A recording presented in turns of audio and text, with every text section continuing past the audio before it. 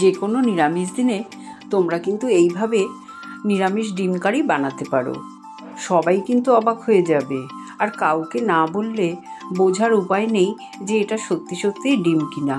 যেমন আমার কর্তামশাই আজকে প্রথমে একটু অবাক হয়ে গেছিল, বললো আজকে তো নিরামিষ, তুমি কেন ডিমের কারি বানিয়েছো?